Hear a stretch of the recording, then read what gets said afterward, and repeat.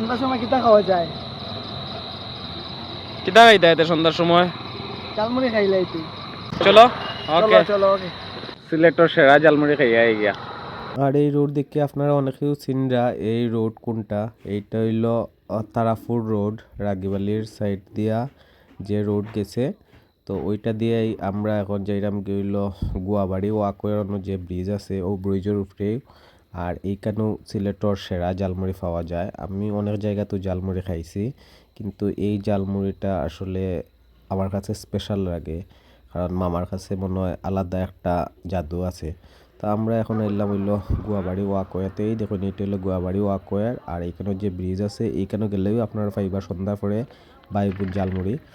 আর মামায় দেখুন জালমুড়ি বানাইরা এইখানে ডিম, তারপরে মুরগি, কোয়েল পাখি সপ্তাহ দিয়েও জালমুড়ি বানাইন। তো আমরা একটা বানানি দেখলাম জালমুড়ি আমরা মামার।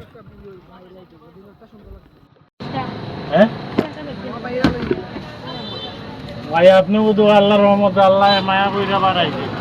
1300 টাকা দিয়ে বিজনেস শুরু করছিলাম না। আর মামার এখানে গেলে আপনারা বিভিন্ন কোয়ালিটির জালমুড়ি পাইবা, 20 টাকা থেকে শুরু করি 100 টাকা পর্যন্ত। তো 20 টাকারও জালমুড়ি যেটা দেয় এটা পরিমাণে অনেক বেশি। আর মামায় মনে হয় গোপন একটা কোনো মশলা ইউজ করেন যেটার লাগি খুবই স্পেশাল। একবার আপনারা খাইলে বারবার মনে হইব এই জালমুড়ি খাওয়ার লাগে। আর অনেক সময় লাইন ধরিয়ে খাওয়া লাগে। আমি কি দাও মা আপনার নাম দেলোয়ার। দেলোয়ার নানি? আর সিলেট শহর থেকে অনেকেও এখানে যায় রেগুলার জালমুড়ি খাওয়ার লাগে। আমিও প্রায় সময় যাই। আপনারা যারা শহরও থাকেন আপনারা একদিন গিয়া খাইয়া ট্রাই করে দেখতে পারবো। আশা করি আপনার ভালো লাগবে।